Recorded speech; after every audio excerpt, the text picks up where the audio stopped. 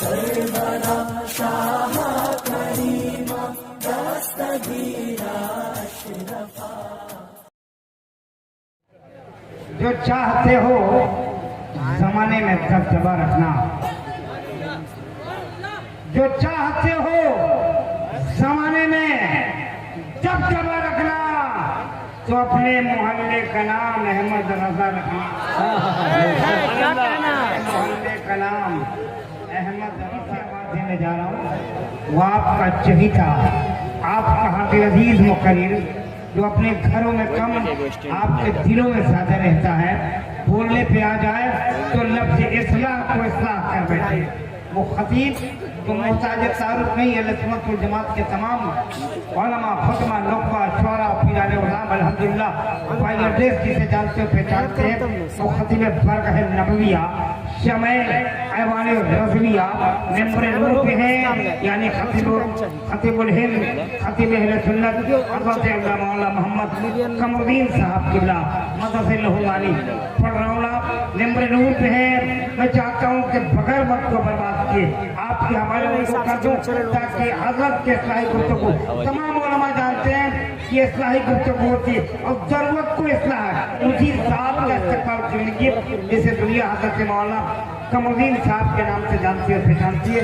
मैं बड़े अदब के साथ बरगाह अलिया में अर्ज़ी पेश करता हूँ कि मोहतरम आइए और हम सब मिलकर इस्तेमाल करें। नारे तकबीर। बताई जाती है मगर लोग अमल नहीं। ये जुमला इस्तेमाल किया था। आपको अमल करने से रोकता कौन है? आपको पता है कौन रोक देता है? जब आप सुनते हैं अच्छी अच्छी बातें बताई जाती हैं तो आप उस पर अमल क्यों नहीं कर पाते? कोई चीज रुकावट है, बस वो बात समझाने के लिए मैं आपका थोड़ा सा वक्त लूंगा। आप लोग मुझे बर्दाश्त करेंगे? सुनेंगे आप लोग? जरा हाथ उठाइए, मैं देखूं कितने लोग नहीं सुनने को तैयार हैं।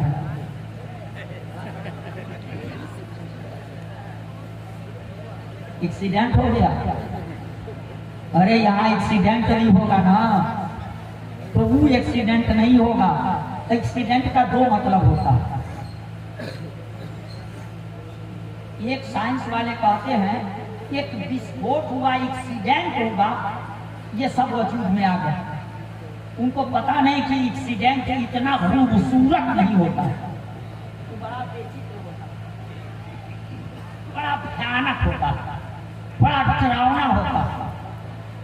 ये दुनिया का निजाम जैसे चल रहा है, ये एक्सीडेंट नहीं है। एक्सीडेंट को बेचित्र हुआ करता, भयानक हुआ करता, डरावना हुआ करता। मुसलमानों, ये उनके ज़हन का एक्सीडेंट है। यहाँ एक्सीडेंट नहीं हुआ, आप फिसल गए। अच्छी बात है, आप लोग जिंदगी के साथ बैठिए। हमें डर लग रहा है कि इतने दूर से ऐसे खतीब को आप बुलाए, इसी अंदाज पे आप सुनेंगे कैसे? उसकी तकलीफ और समझेंगे कैसे? मैंने कुरान मुकद्दस की जिस आयत मुकद्दसा को आज के लिए सरनामाए बयान करार दिया, उसमें रब फरमाता है अल्लाह के वलियों को न कोई खौफ है न कोई गम है। मुसलमानों, आप इसे बारहा सुने होंगे। मैं जहां लाना चाह रहा हूं बड़ी तेजी के साथ वहां पहुंचना चाह रहा हूं। वली कहते किसको है? वली की तारीफ क्या होती है? तो वली की ये तारीफ ऐनुल मानी उठा करके मैंने देखा तो ऐनुल मानी में वली की एक तारीफ की गई है। वली की ये तारीफ की गई है कि वली वो शख्स है जिसे देखो तो खुदा याद आए, जिसकी सोहबत में पहुंच जाओ तो खुदा को पहचान लो। मैं सोच में पड़ गया, अब इसी से फैसला कर लो उसका मकाम कितना ऊंचा होगा कि देखो बंदा को और पहचानो बंदा नवाज को, देखो मखलूक को और पहचानो खालिक को, देखो आबिद को और पहचानो माबूद को। कितना ऊंचा मकाम होगा उसका कि उसे देखो खुदा को पहचानो। वो अल्लाह का वली होता है। मुसलमानों, उसे अल्लाह का वली कहते हैं। ये ऐनुल मानी मतलब उसके आगे जब मैं बढ़ा तो बहरुल हकाइक के अंदर बताया गया है वली वो है जो अपनी नफ्स का दुश्मन, वली वो है जो अपनी नफ्स का दुश्मन हो। मुसलमानों, अब किल के रसा का कमाल देखो। किल के रसा उठा था जिसने हमें आगाह किया था, वो कहा था तो अपने अंदाज में यही कहा था कि रसा नफ्स दुश्मन है दम में ना आना, रसा नफ्स दुश्मन है दम में ना आना। कहाँ तूने देखे हैं चंद्राने वाले? ताजदार का ये कलम है मुसलमानों, यही दिल के रसा है। जब उठा तो आपको आगाह किया, आपको बेदार किया, आपको जगा दिया, पता चीजों का मुंह तो जवाब दे दिया। मुसलमानों, जिसका कलम गौसे पाक के हाथ में हो वो हदीसे आज़म हिंद के कहने के एतबार से उसके कलम का जवाब। सुभान अल्लाह, बेशक रसा नफ्स दुश्मन है दम में न आना। कहाँ तूने देखे हैं चंद्राने वाले? मैं बयान कर रहा था कि मुसलमानों वहाँ तारीफ की गई है वली वो है जो अपनी नफ्स का दुश्मन हो। लोग कहते हैं दुश्मनी नहीं करना चाहिए, मगर मैं इस्लाहे मुआशरा कॉन्फ्रेंस से कहता हूँ कि दुश्मनी करना चाहिए। लोग कहते हैं दुश्मनी नहीं करना चाहिए। दुश्मनी भी नफ्स से ही गलत चीज नहीं है, नफ्स से ही दुश्मनी गलत चीज नहीं है, वरना गलत चीज होती तो दुश्मन खुदा का दोस्त कैसे हो। और वली की तारीफ की गई है जो अपनी नफ्स का दुश्मन वह वली होता। वो नफ्स का दुश्मन वली कैसे होता? खुदा का दोस्त क्यों हो तो कैसे हो जाता? खुदा की मार्फत का जरिया कैसे बन जाता? इतना ऊंचा उसको मकाम कैसे हासिल हो जाता? मुसलमानों, तो इसलिए कि ये नफ्स बहकाने वाला होता है, नफ्स खुदा से हटाने वाला होता है, नफ्स महबूब का बागी बनाने वाला होता है, नफ्स सिराते मुस्तकीम से हटाने वाला होता है, नफ्स शराब की भट्टी पे पहुंचाने वाला होता है, नफ्स जुए के अड्डे पे ले जाने वाला होता है, नफ्स यासनों की दहलीज तक पहुंचाने वाला होता है। मुसलमानों, इसलिए जो नफ्स का दुश्मन होगा वो इसकी मुखालिफत करेगा, और जो इसकी मुखालिफत करेगा वो हुक्म खुदाबंदी के ताबे होकर के अपनी जिंदगी गुजारेगा, और जो हुक्म खुदाबंदी के ताबे होकर के जिंदगी गुजारेगा वो खुदा का दोस्त नहीं होगा तो क्या होगा? ये नफ्स को इसीलिए बरेली के ताजदार ने कहा कि ये नफ्स दुश्मन है, उसके बहकावे में न आना, उसके बहकावे में न आना, उसकी चाल में न फंसना। मुसलमानों, अगर नफ्स के दुश्मन को देखना है तो आओ मैं आपको बताऊं, आप इंसान हो, आप बोलने को तैयार नहीं हो। यही वजह है कि समझने समझाने में दिक्कत होती है। जहाँ हमारी कौम बोलने लगती है वहाँ आसानियां पैदा होती हैं, और जहाँ ये कौम चुप हो जाती है वही परेशानियां खड़ी हो जाती है। मुसलमानों, आप जरा कुछ बोले, मिट्टी की मूरत की तरह से आप बन करके ना बैठे कि आपके ऊपर कोई असर ही न हो रहा हो। इस नफ्स के दुश्मन को वली कहा मैं। क्यों? ये नफ्स बहकाता है तो इसका दुश्मन वली हो। आपको मैं नफ्स बताऊं, आप इंसान हो ना, इंसान है कि ये भी कहीं कैलकुलेटर से जोड़ना पड़ेगा, किसी से पूछना पड़ेगा। कितनी आसान बात पूछा। जब ये नहीं आप बताएंगे तो मैं कहूँगा यार जहाँ के लोग इतनी मोटी बात नहीं समझ पा रहे हैं, वो बारीक बारीक बात कैसे समझेंगे? वो तकरीर में नुकात जो होंगे उसको कैसे समझेंगे? जो इतना नहीं समझ पा रहे हैं, आप लोग इंसान हैं कि नहीं? खुदा ने हमें शऊर दिया है ना? दिया है। मैं एक बड़ी आसान बात पूछ रहा हूँ, आप लोगों को कहीं नहीं जाना है, किसी यूनिवर्सिटी में, बस अपने पे गौर कर लेना। ये बताइए, कभी कभार आपके दिल में दो तरह के ख्याल हैं। कभी ये होता कि ये काम करना चाहिए, अब 5 मिनट में दूसरा ख्याल आता कि नहीं ये नहीं करना चाहिए, ये करना है। ये दो तरह का ख्याल होता पैदा कि नहीं? ये दोनों पैदा करने वाले कौन है? दिल एक तो आंख कहती है बात ये पैदा होना चाहिए कि ये काम होना चाहिए, मगर सबके साथ ये बात हुई होगी कि कभी ये ख्याल आता कि ये काम करो, कभी ये ख्याल आता नहीं यार ये काम नहीं, ये काम करो। तो वो ख्याल ये दिल के अंदर कैसे पैदा होगा, ये कहाँ से आता है, बस वही आप जान जाएंगे तो आपको पता चल जाएगा। मौलाना साहब की अच्छी बात सुन करके आप अमल क्यों नहीं कर पाते, वो रुकावट कौन सी चीज बनती है। मुसलमानों वो दो चीजें क्या हैं जो दो तरह की बातें पैदा करती हैं। इंसान अशरफुल मखलूकात है, इंसान अशरफुल मखलूकात है, जबकि ये मिट्टी, पानी, आग और हवा से बना हुआ है। फरिश्ते नूर से बने हुए हैं, मगर वो अशरफुल मखलूकात नहीं। इंसान गुनाह करता है, अन इंसानों मुरक्कबुन मिनल खताए व निस्यान, इंसान गलती और भूल का मुजस्समा है, मगर ये अशरफुल मखलूकात है। फरिश्ते गुनाहों से पाक है, वो गुनाह नहीं करते, मगर वो अशरफुल मखलूकात नहीं है। आखिर क्यों? जो फरिश्ते गुनाह नहीं करते, अक्ल करती है, उनको अशरफुल मखलूकात होना चाहिए। और जो इंसान गुनाह करता है, इसको अशरफुल मखलूकात नहीं होना चाहिए। मगर यही अशरफुल मखलूकात क्यों है, फरिश्ते क्यों नहीं अशरफुल मखलूकात? मुसलमानों, उसकी वजह है खुदा ने जब फरिश्तों को पैदा किया तो उनको एक चीज दिया।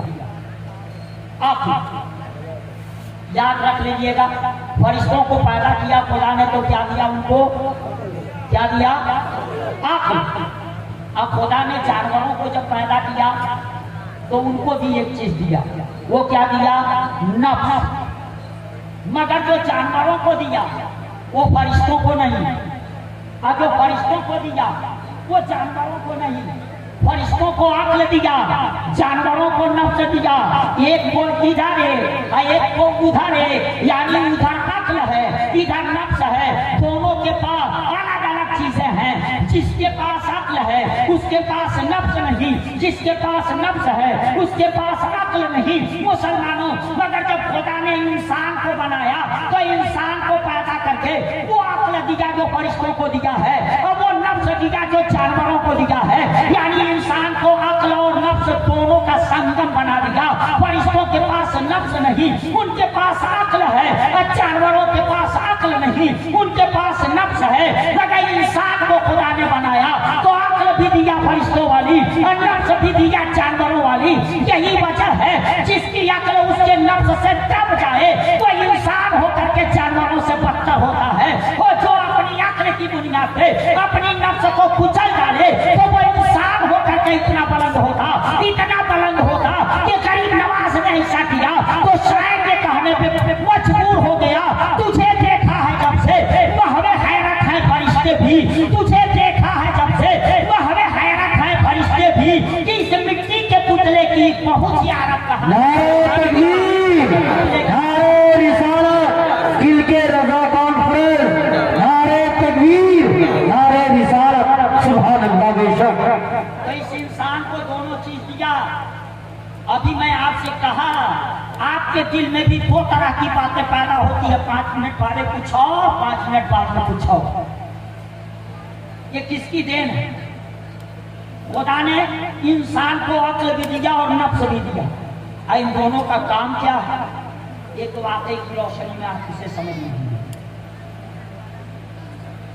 आपकी तवज्जो इधर रहे, घबरा नहीं न रहे हैं आप। एक बुजुर्ग गुजरे हैं हज़रत मालिक बिन दिनार, उनका अपना वसूल था, छोटा मिलता था उसको भी सलाम करते थे, अपने से बड़ा मिलता था उसको भी सलाम करते थे।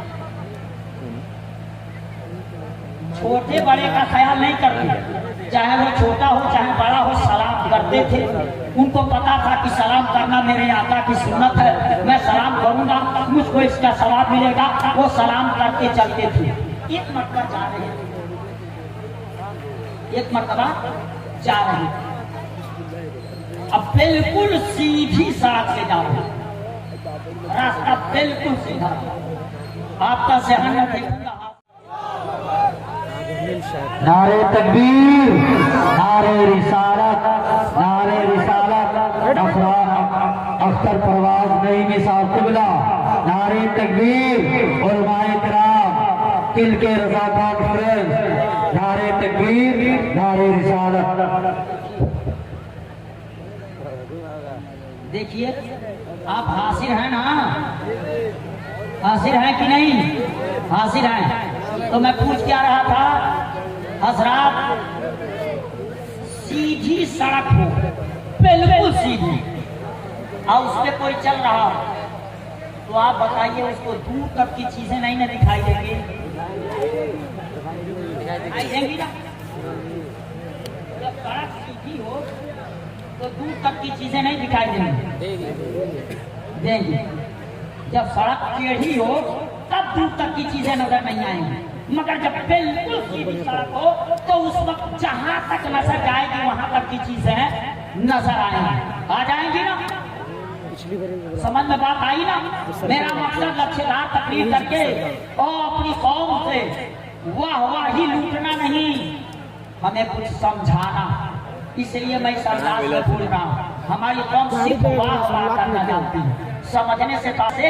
उनके रास्ते में आगे काफी दूरी पर एक लड़का बैठ करके खेल रहा था, दूर ही से इनकी नजर उस लड़के के ऊपर पड़ गई, क्योंकि सड़क बिल्कुल सीधी थी और जब सीधी रहेगी तो दूर तक की चीजें दिखाई देगी। हजरत मालिक बिन दीनार ये परलाम दूर से यही से देख लिए कि मेरे रास्ते में एक लड़का बैठा है, वो खेल रहा है, तो यही उनके दिल के अंदर ये बात पैदा हुई। ये दो बातें कैसे पैदा होती हैं, मैं उसे समझाने के लिए इस बात को पेश कर रहा हूँ। यही उनके दिल के अंदर ये ख्याल आया कि मैं चल रहा हूँ इधर ये और मेरे रास्ते में आगे वो बच्चा बैठे खेल रहा है, जब उसके पास मैं पहुँचूंगा तो पहुँच करके उस बच्चे को मैं सलाम करूँगा। वहाँ पहुँचूंगा तो उस बच्चे को सलाम करूंगा। पढ़ते रहे जैसे जैसे चलते रहे वैसे वैसे उसके करीब होते रहे। मान लीजिए 5 मिनट के बाद उस बच्चे के पास पहुंचे। जब उसके पास पहुंचे तो अचानक उसके दिल के अंदर ये ख्याल आया, क्या जरूरी है कि इस बच्चे को दो बातें पैदा हो गई। कह रहे क्या जरूरी है कि इस बच्चे को मैं सलाम करूं? सलाम नहीं की और उसके बगल से होकर के गुजर। अब गुजरे कितना? एक फरलांग आगे तक चले, सलाम नहीं की। एक फरलांग आगे तक गए, फिर दिल के अंदर ये बात आई, यार मैंने बहुत बड़ी गलती की। उस बच्चे के पास से गुजरा मगर बच्चे को मैं सलाम नहीं किया, मैंने बहुत बड़ी गलती की। ये आका की सुन्नत है, मैं सलाम किया होता, सवाब का हकदार हो गया होता, मगर बच्चे के पास से गुजरा और सलाम नहीं किया। यह सोच करके फिर एक फरलांग आगे बढ़ गए थे, वो वापस आए, पलट करके आए और आकर के उस बच्चे को उन्होंने सलाम किया। अब दो बातें पैदा कैसे होती हैं? अब यहाँ दो बात पैदा हुई है, जैसे यहाँ दो बात पैदा हुई है वैसे ही आपके दिल के अंदर भी दो तरह की बातें पैदा होती हैं। अब आप अंदाजा लगाइएगा वो किसकी देन है। ये दो तरह की बात पैदा हुई। पलट करके आए मालिक बिन दीनार, उस बच्चे के पास पहुंचे और आकर के बच्चे को सलाम करते हैं। जैसे ही बच्चे को सलाम किया है मुसलमानों, उस बच्चे ने, छोटे से बच्चे ने जवाब दिया और कहा वालेकुम सलाम या मालिक बिन दीनार। उसने इनके सलाम का जवाब भी दिया और इनका नाम भी बताया। जब इनका नाम बताया तब ये हैरत में पड़ गए, इतना छोटा बच्चा सलाम का जवाब दिया, मेरा नाम भी बताया, इसको पता कैसे चला कि मेरा नाम मालिक बिन दीनार है? इसने पहचाना कैसे कि मेरा ही नाम मालिक बिन दीनार है? इस बच्चे से पूछो। तो उस बच्चे से इन्होंने पूछा कि तूने पहचाना कैसे कि मैं मालिक बिन दीनार? क्या बात है। तो उसने कहा मैं आज ही से थोड़ो न पहचाना। इन्होंने पूछा कब से पहचान है? कहा बहुत दिनों से पहचान। तुम्हारी उम्र ही कितनी है कि बहुत दिनों से पहचान? उम्र ही कितनी है कि बहुत दिनों से पहचान? कहा यहाँ से नहीं पहचान रहा हूँ, वहां से पहचान रहा। क्या बात है। पूछा कहाँ से पहचान रहे? कहा आपको नहीं मालूम, खुदा ने एक जलसा किया था, आलम अरवाह में तमाम रूहों को इकट्ठा किया था। तो उस मजमा में आपकी भी रूह थी, उस मजमा में मेरी भी रूह थी, सारी रूहें वहाँ इकट्ठा थी। मैं उसी आलम अरवाह से आपको पहचान रहा हूँ। उसी भीड़ भाड़ में आपकी भी रूह थी, मेरी भी रूह थी। इतना जैसे ही मालिक बिन दीनार सुने वो हैरत में पड़ गए कि ये खुदा का कोई बड़ा महबूब बंदा है, खुदा का कोई बड़ा मकबूल बंदा है। दुनिया बदल गई, पहचान नहीं गई है।